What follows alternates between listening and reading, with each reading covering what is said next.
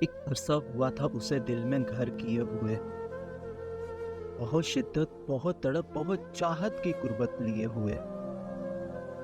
سنو پھر کہانی دل ناداں کی، بہت ناداں کی، بہت پشیماں کی۔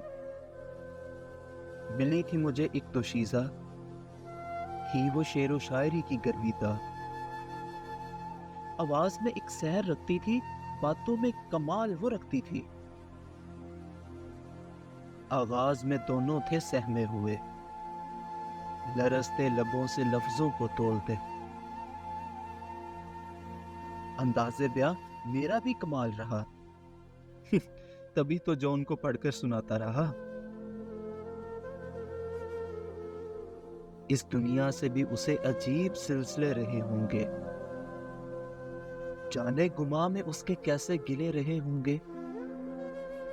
صبح جانے کن خیالوں میں وہ جاگتی ہوگی، شام جانے کن ملالوں میں ڈھلتی ہوگی۔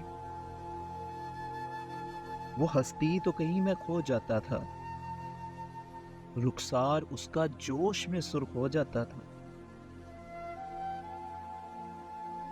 بہت دور کہیں وہ رہتی تھی زمین میں، مگر رفاقت حاصل رہی اس دل ناچیز میں۔ گما یہ تھا کہ میری رسائی میں تھی، وہ میرے پاس ہو کر بھی پاس نہ آئی تھی۔ پر امیدی بحال مت کرنا، تم تو ہمارا خیال بالکل بھی مت کرنا۔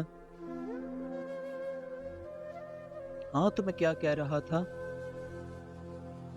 ہاں تو میں کیا کہہ رہا تھا سخن میں، روداد سنا رہا تھا محفل۔ بڑے دھیان سے غزلیں اور نظمیں سنا کرتی تھی، یک لختہ بے ساختہ یا اللہ کا کرتی۔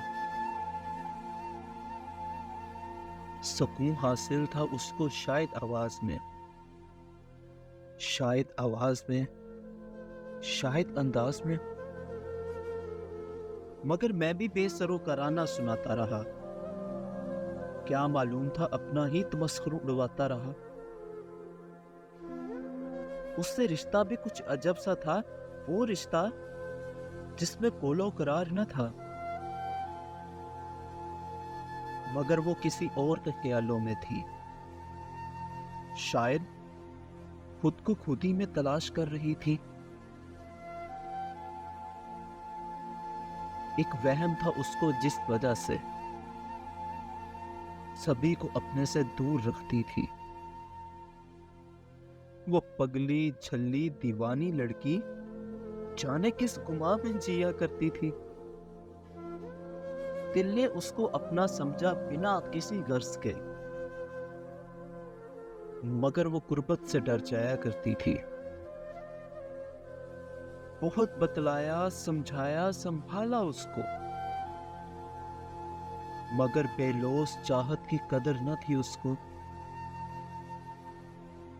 غیروں کی باتوں پر اسے یقین آ گیا اور دل بیزاری کے مقام پر آ گیا۔ بتاؤں میں نے پھر کیا کیا؟